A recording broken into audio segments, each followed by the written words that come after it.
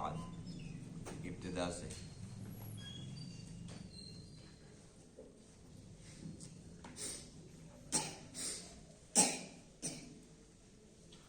اعوذ باللہ من الشیطان الرجیم.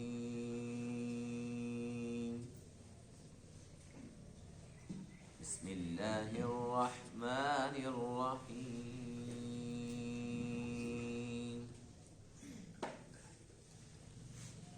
الف لام میم را تلک آیات الكتاب والذی أنزل إليك من ربك الحق ولكن أكثر الناس لا يؤمنون. الله الذي رفع السماوات بغير عمد ترونها ثم استوى على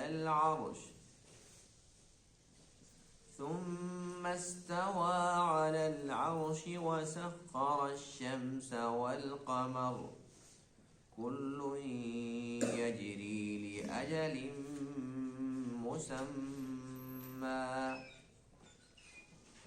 يدبر الأمر يفصل الآيات لعلكم بلقاء ربكم توقنون. صدق اللہ العظیم.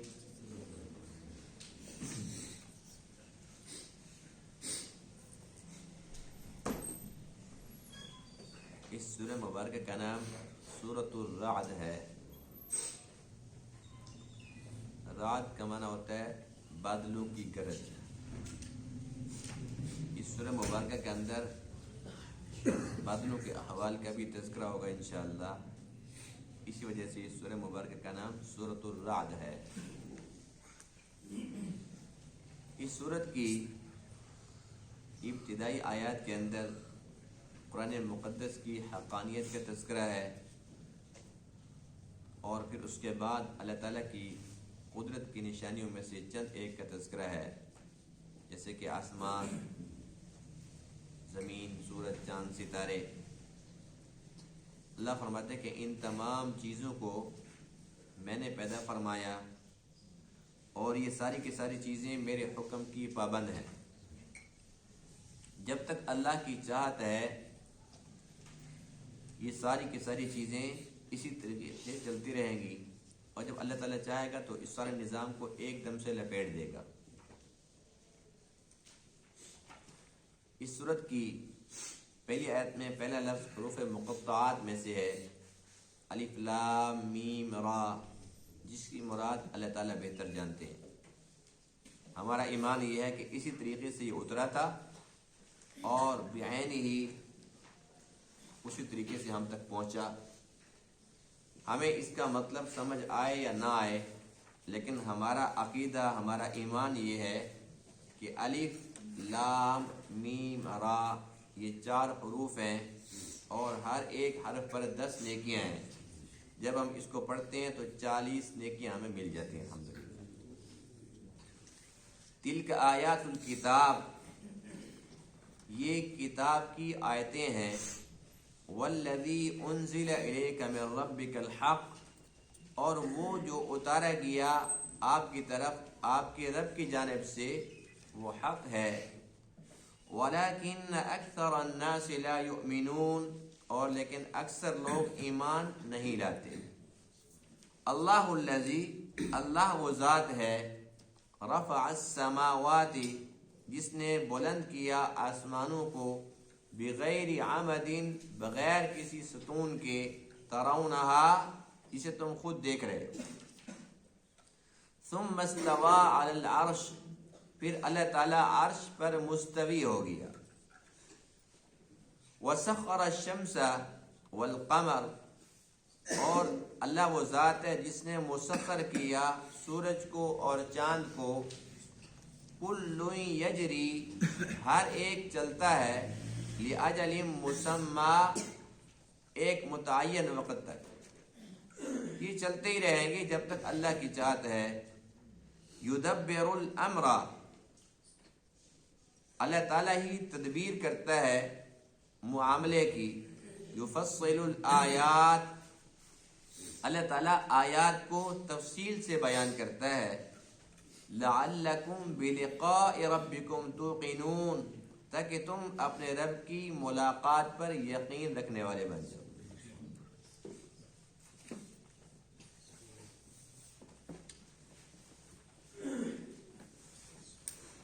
گزشتہ صورت کی آخری آیت کے اندر بھی قرآن مقدس کی حقانیت اور اس کی تعریف تھی، جیسے کہ ما کان حدیثا یفترا، اللہ فرماتے ہیں کہ یہ کوئی ایسی بات نہیں ہے جو گھڑ لی گئی ہو. ولیکن تصدیق الذی بین یدیہ، اور لیکن یہ پہلی کتابوں کی تصدیق کرنے والی ہے. وتفصیل کل شیء، اور ہر ایک چیز کی اس کے اندر تفصیل ہے. وہدی ورحمہ، اس میں ہدایت ہے اور رحمت ہے ایمان والوں کے لیے. یعنی یوں سمجھ لیں کہ اس صورت کا پہلی صورت کے ساتھ ربط یوں ہے کہ آخری آیت اس میں بھی قرآن مقدس کی تعریف تھی، اور اس صورت کی پہلی آیت کے اندر بھی قرآن مقدس کی تعریف ہے. یہ اللہ کا کلام ہے، اور ہمارا ایمان یہ ہے کہ جو ہمارے ہاتھوں میں ہے بالکل یہ ایسے ہی ہے جیسا کہ لوح محفوظ میں ہے. لوح محفوظ والے قرآن کے اندر اور جو ہمارے ہاتھوں میں ہے اس قرآن کے اندر کسی ایک نقطے کا بھی فرق نہیں ہے. کسی زبر زیر پیش کا، کسی ایک حرف کا، جملے کا کچھ بھی فرق نہیں. اللہ اس کے اتارنے والے اور لانے والے جبرائیل امین اور جو صاحب قرآن ہیں جن پر اترا وہ رسول کریم رسول امین صلی اللہ علیہ وآلہ وسلم.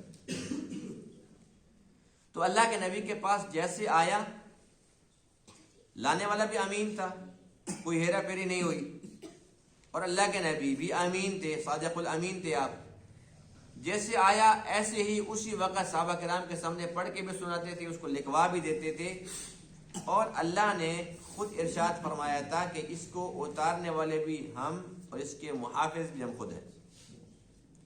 اگر یہ حفاظت کا ذمہ اللہ نہ لیتا تو پہلی کتابوں کی طرح اس کے اندر بھی تحریف ہو جاتی، اس لیے کہ وہ بھی تو آسمانی کتابیں تھیں، تورات، زبور، انجیل. لیکن آج ان کے اندر کتنی تحریف ہے. جو اس پر ایمان لانے والے ہیں انہیں خود یقین نہیں ہے کہ جو ہمارے پاس ہے یہ اصلی ہے یا نہیں ہے، اس میں کتنی ملاوٹ ہے، کسی کو کچھ خبر نہیں ہے.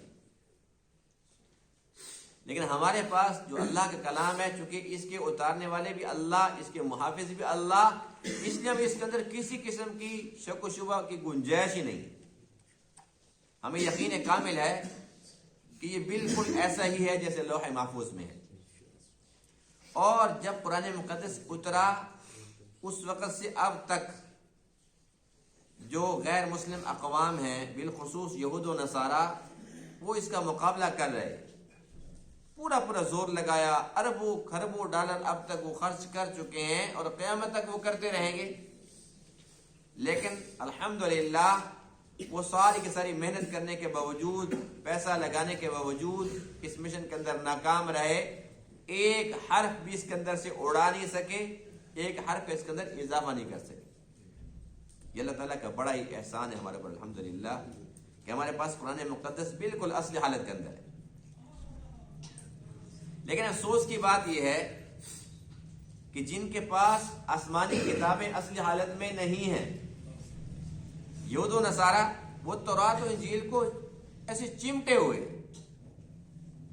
وہ اپنا پیسہ بھی لگاتے ہیں، اس کا احترام بھی کرتے ہیں، اور بے شک وہ تحریف شدہ ان کے پاس، اس کے باوجود بھی ان کے ہاں ان کتابوں کی اہمیت ہے.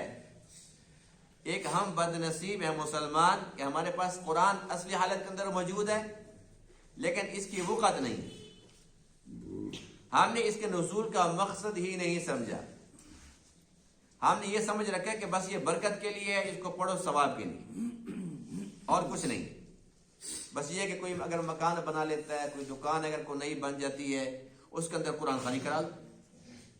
بے شک وہ جو مکان ہے، وہ دکان ہے، وہ حلال پیسے سے ہو یا حرام پیسے سے ہو، بے شک اس پہ اس نے قبضہ رچا رکھا ہو، اس کی اپنی ہو ہی نہیں، لیکن اس قرآن پڑھوانا ہے، یعنی کہ یہ ایک رسم بن چکی ہے. اسی طریقے سے کوئی بندہ اگر فوت ہو جاتا ہے تو ایصال ثواب کے لیے قرآن خوانی کرا لو. میں اس کا انکار نہیں کر رہا ہوں کہ قرآن خوانی کوئی ناجائز عمل ہے، یعنی کہ قرآن پڑھتے ہیں ثواب تو ہوتا ہے، لیکن قرآن کے نزول کا یہ مقصد نہیں ہے. اللہ نے قرآن اس لیے میں نہیں دیا تھا کہ تم اس کو چومتے رہو خالی، یہ اس لیے اترا ہے تاکہ اس قرآن کو پڑھ کر، اس کو سمجھ کر ہم اپنے دلوں کو ایمان سے منور کریں، اور ہمیشہ ہمیشہ کی جو کامیابی کے گر ہیں ہم ان کو اپنائیں تاکہ ہم ہمیشہ ہمیشہ کے لیے کامیاب ہو سکیں. قرآن اس لیے اترا تھا. آج کتنی اس کی توہین ہوتی ہے کہ لوگ اس کو سر پہ اٹھا لیتے ہیں. قرآن کی قسم ہے، یعنی کہ قرآن صرف قسم کر رہے گی. اور عدالتوں کے اندر جتنی توہین ہوتی ہے، چونکہ انگریزی نظام ہے، انگریزی عدالتیں ہیں، تو بیان حلفی، حلف کس کو کہتے ہیں؟ قسم کو. بیان حلفی لگاؤ جی، ہر کام کے اندر یہ ایک اسلام لے جی بیان حلفی ساتھ لگانا پڑے گا. تو کتنا جھوٹ، کتنا اس کو غلط استعمال کیا جا رہا ہے. پھر یہی وجہ ہے کہ مسلمان پوری دنیا کے اندر اس وقت پیٹ رہا ہے، اس کے اوپر ذلت چھائی ہوئی ہے. بے شمار اسباب ہوں گے، لیکن ایک بڑا سبب یہ بھی ہے کہ ہم نے قرآن مقدس کی قدر نہیں کی. اور ایک حدیث پاک ہے، حضرت عمر بن خطاب رضی اللہ تعالی عنہ سے روایت ہے کہ حضور علیہ الصلوۃ والسلام نے ارشاد فرمایا، ان اللہ یرفع به اقواما ویضع به آخرین، کہ اللہ تعالیٰ اس قرآن کی وجہ سے کتنوں کو بلند کرتا ہے اور کتنوں کو پست کرتا ہے. جو قرآن کے ساتھ تعلق جوڑتے ہیں، اس کو اپناتے ہیں، اس کے مطابق زندگی بسر کرتے ہیں، اللہ تعالیٰ ان کو بلند کر دیتا ہے. اور جو قرآن کو پس سے پشت ڈال دیتے ہیں، اللہ تعالیٰ ان کو دنیا کے اندر پست کر دیتا ہے، جس طریقے سے آج مسلمان پستی کا عالم کے اندر. تو حدیث پاک کے اندر وجہ بھی بتلا دی گئی نا کہ تمہاری پستی کے اسباب میں سے ایک بڑا سبب یہ بھی ہے. تو آج بھی اس بات کی ضرورت ہے کہ ہم اللہ تعالیٰ سے معافی مانگیں اور قرآن کے ساتھ اپنا تعلق مضبوط سے مضبوط تر بنائیں. قرآن کو نہ صرف یہ کہ ہم پڑھیں، بلکہ اس کو سمجھنے کی کوشش کریں اور اس کے مطابق زندگی بسر کرنے کی کوشش کریں.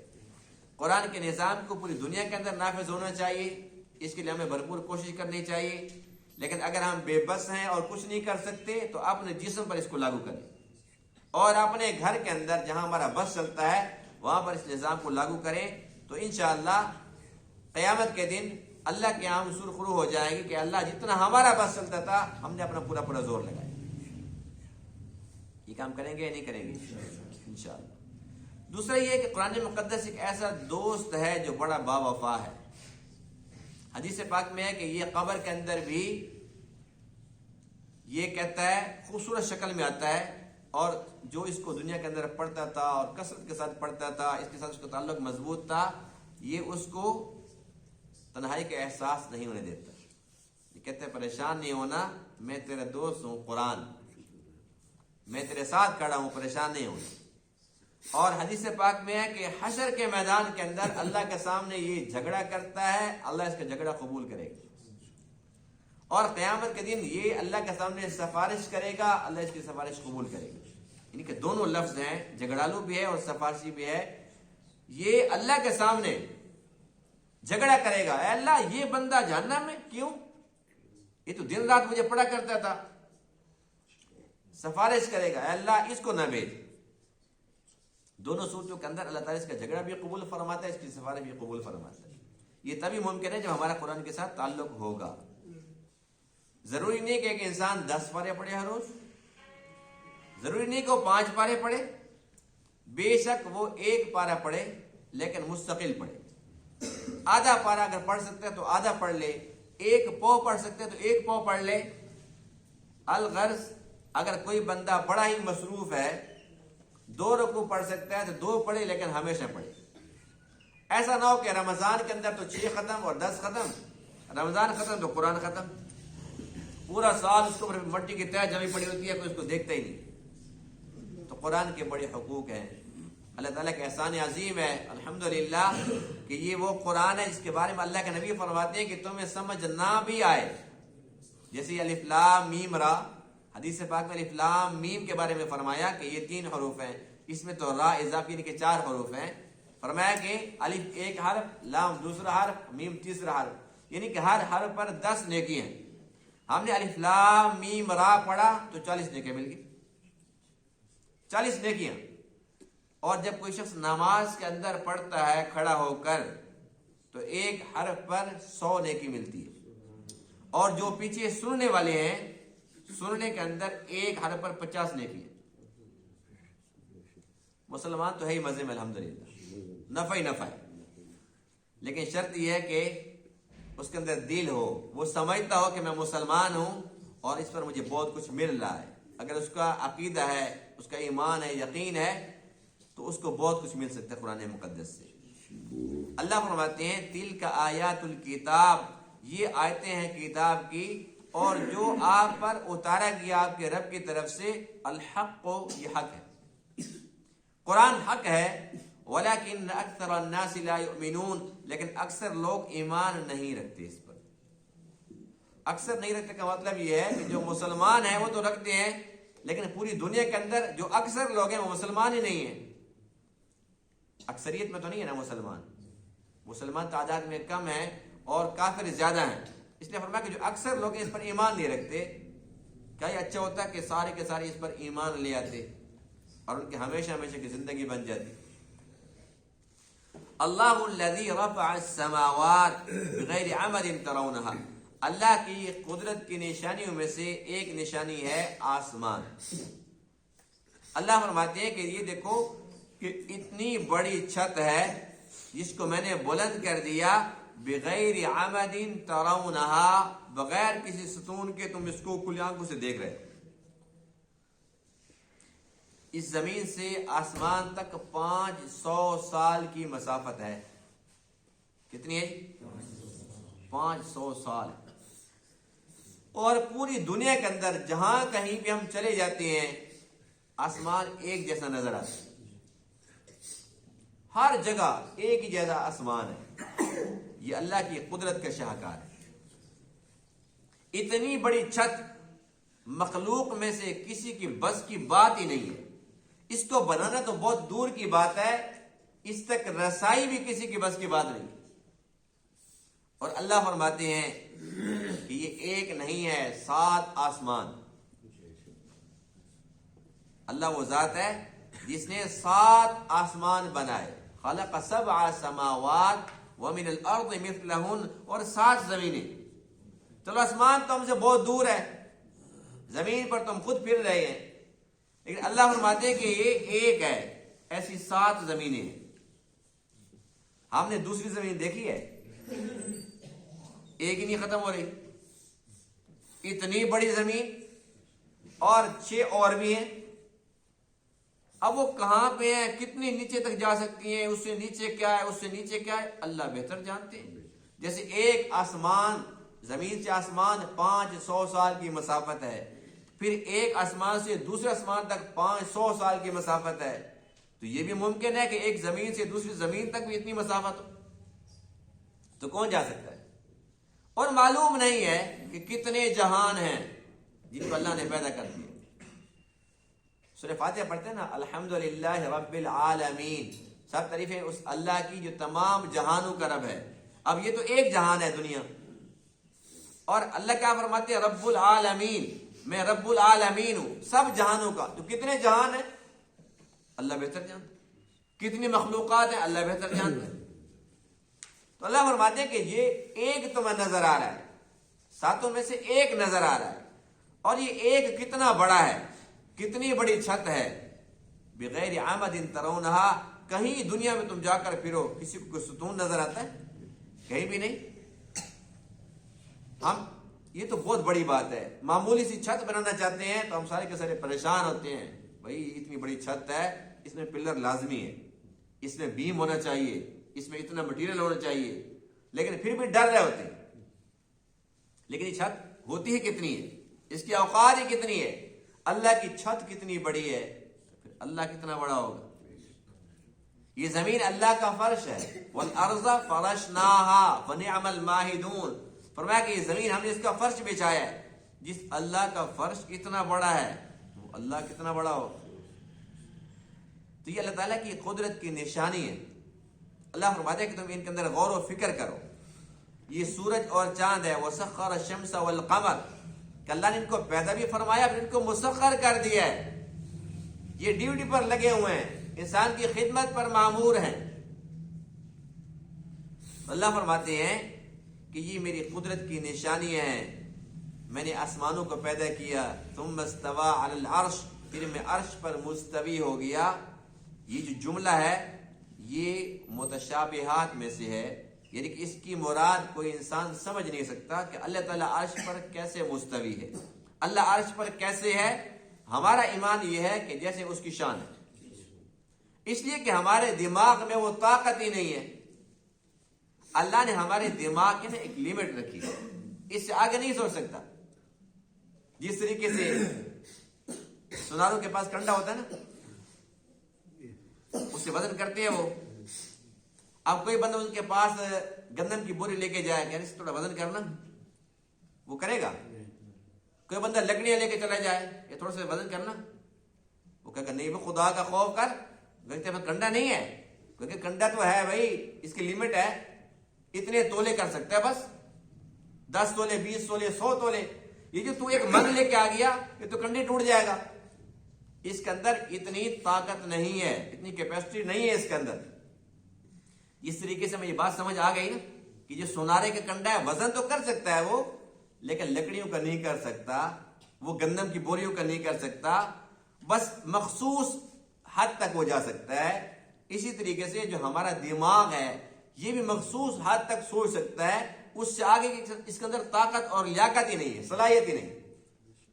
اب اللہ اس کا عرش, اللہ عرش پر کیسے مستوی ہے, یہ ایسے ہی ہے جیسے کہ سونارے کا کنڈا.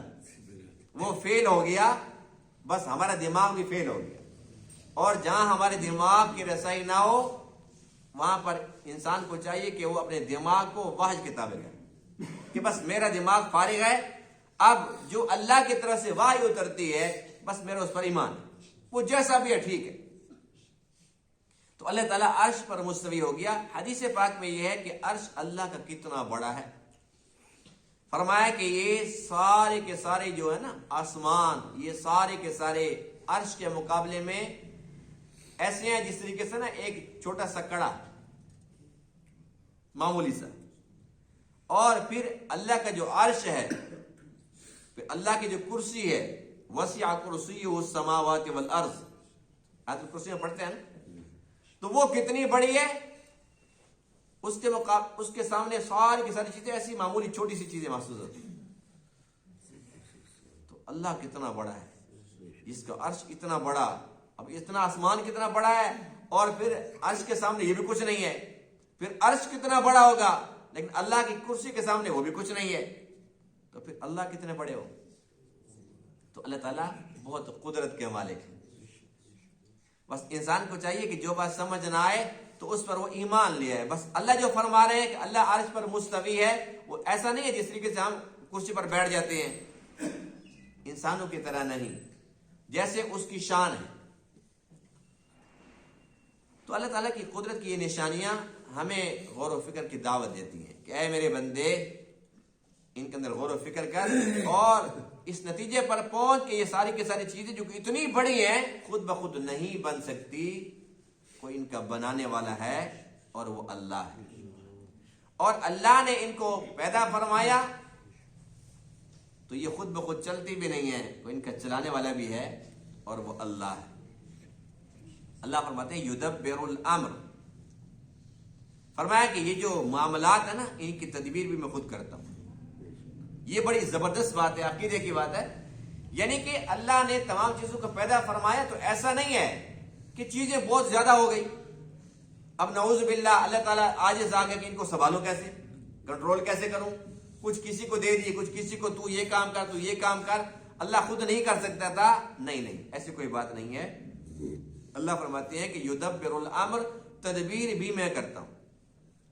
ایک آدمی نے فرمایا کہ یدبر الامر من السماء الى الارض، آسمان کی بلندیوں سے لے کر زمین کی پستیوں تک میری تدبیر چلتی ہے۔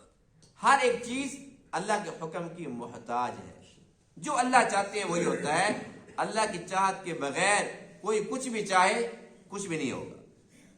یفصل الآیات، اللہ فرماتے ہیں کہ میں آیات کو کھول کھول کے تفصیل کے ساتھ بیان کرتا ہوں، اور مقصد کیا ہوتا ہے؟ لعلکم بلقاء ربکم توقنون، تاکہ تم اپنے رب کی ملاقات پر یقین رکھو۔ الحمدللہ ثم الحمدللہ کہ ہم مسلمان ہیں، سب کہتے ہیں الحمدللہ۔ اللہ تعالیٰ کا بڑا ہی کرم ہے، ہمیں یقین کامل ہے۔ اللہ کیا فرماتے ہیں؟ تاکہ تم یقین کرو اپنے رب کی ملاقات پر۔ ہمیں یقین ہے کہ نہیں؟ اللہ سے ملاقات ہوگی، اور مسلمان کتنا خوش نصیب ہے کہ مخلوق ہو کر خالق کا دیدار کرے گا۔ صحابہ کرام نے پوچھا کہ اے اللہ کے رسول، ہم اللہ کا دیدار کیسے کر سکیں گے؟ ظاہر وہ تو اللہ ہے، ہم کیسے اس کا دیدار کر سکیں گے؟ فرمایا کہ 14ویں رات کا چاند تم اس کو دیکھتے ہو؟ صحابہ نے عرض کیا وہ تو ہمارے سامنے ہوتا ہے، وہ تو چاند ہے ہمارے سامنے ہوتا ہے۔ فرمایا کہ اللہ بھی ایسے تمہارے سامنے آ جائے گا، اللہ ایسے سامنے آ جائے گا۔ ایک انسان اگر اپنے اندر غور و فکر کرے تو اندر کچھ بھی نہیں ہے، بھائی ایک اللہ کا امر ہے جو اس کو لے کر پھر رہا ہے۔ اللہ کا امر نکل جاتا ہے پھر پڑا نہیں ہوتا، ہوتا تو وہی ہے، اس کی اوقات ختم ہو جاتی ہے، اس کی وقت ختم ہو جاتی ہے، قدر و منزلت ختم ہو جاتی ہے۔ تو ایک اللہ کا امر ہے جو سب سے قیمتی چیز ہے، سب سے اہم چیز اللہ کا امر ہے۔ اب ہم انسان ہیں، بڑے کمزور ہیں، تمام کمزوریوں کے باوجود ہم مسلمان ہیں، الحمدللہ۔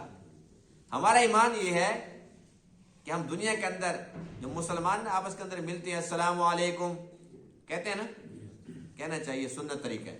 حدیث پاک میں سلام کے اندر جو پہل کرتا ہے وہ تکبر سے بری ہو جاتا ہے، یعنی یہ نہ دیکھا جائے کہ وہ چھوٹا ہے مجھ سے وہ سلام کرے گا، وہ ان پڑھ ہے وہ غریب ہے وہ سلام کرے گا، نہیں، اللہ کے نبی سے بڑھ کر کون ہو سکتا ہے؟ اللہ کے نبی وہ صحابہ کرام کو سلام، بچوں کو سلام کرتے تھے۔ تو سنت سلام تو یہی ہے کہ ہم ہر ایک کو سلام کریں۔ ایک تو وہ سلام ہے جو ہم کرتے ہیں، دوسرا سلام وہ ہے جو قرآن مقدس میں ہے وَالْمَلَائِكَةُ يَدْخُلُونَ عَلَيْهِمْ مِنْ كُلِّ بَابٍ، فرشتے آئیں گے جنت کے دروازوں سے داخل ہوں گے اور کہیں گے سلام علیکم، تم پر سلام ہو، بما صبرتم، تم نے دنیا کے اندر صبر سے کام لیا تھا، فنعم عقبی الدار، تمہارا گھر کتنا اچھا ہے۔ یعنی کہ ایک مسلمان کو سلام کرتا ہے، جب وہ جنت میں چلا جاتا ہے پھر فرشتے آ کر اس کو سلام کرتے ہیں، اور اس سے بڑا سلام جو سورہ یاسین کے اندر ہم پڑھتے ہیں، سلام قولا من رب الرحیم، اللہ سلام کرے گا جنتیوں کو۔ انسان اپنی اوقات دیکھے پھر اللہ کا فضل دیکھے، کہاں انسان کہاں اللہ جو خالق اور مالک ہے وہ جنتیوں کو سلام کرتا ہے، سبحان اللہ۔ تو اس لیے ہم خوش نصیب الحمدللہ کہ ہم مسلمان ہیں۔ ہم اللہ سے دعا کرتے ہیں کہ اللہ تعالی ہمارا خاتمہ بھی ایمان پہ کر دے۔ خاتمہ ایمان پہ ہوگا کب؟ جب ہم ایمان والے کام کریں گے، جب ہم جڑے رہیں گے قرآن کے ساتھ، دین کے ساتھ جڑے رہیں گے، نماز کے ساتھ جڑے رہیں گے، تو ہو سکتا ہے کہ نماز کے حالت کے اندر موت آ جائے۔ جب قرآن کثرت سے پڑھتے رہیں گے ہو سکتا ہے کہ قرآن پڑھتے ہوئے موت آ جائے۔ تو اچھے کام کریں گے تو اچھے کاموں کے اندر موت آئے گی، ایمان والے کام کریں گے تو انشاءاللہ ایمان پر خاتمہ ہو جائے گا۔ ایمان پر خاتمہ ہو گیا تو بس ہمیشہ ہمیشہ کی کامیابی ملے گی، جنت تو ملے گی انشاءاللہ۔ لیکن کوشش یہ کرنی چاہیے کہ ہم نیکیاں زیادہ سے زیادہ سمیٹ لیں، جنت ملے تو جنت الفردوس ملے، جس کے اوپر اللہ کے عرش، جس کے اوپر اللہ کا عرش، یعنی کہ اللہ کا قرب نصیب ہو جائے۔ اللہ کے نبی فرماتے ہیں کہ جب اللہ سے جنت مانگو تو جنت الفردوس مانگا کرو کہ اس کے اوپر اللہ تعالیٰ کا عرش ہے۔ تو اس لیے دنیا کے اندر ہم چکروں میں پڑے ہوتے ہیں نا، یہ میرا اس سے بھی بڑا ہو جائے گا، اس سے میں آگے بڑھ جاؤں، اس سے آگے بڑھ جاؤں، تو یہ سارا کچھ یہیں رہ جانا ہے۔ آخرت کے لیے ہمیں بہت زیادہ کوشش کرنی چاہیے، محنت کرنی چاہیے، تاکہ آخرت کے اندر ہم سب سے پیچھے نہ رہیں، وہاں بھی تھوڑا ہم آگے بڑھے ہوئے.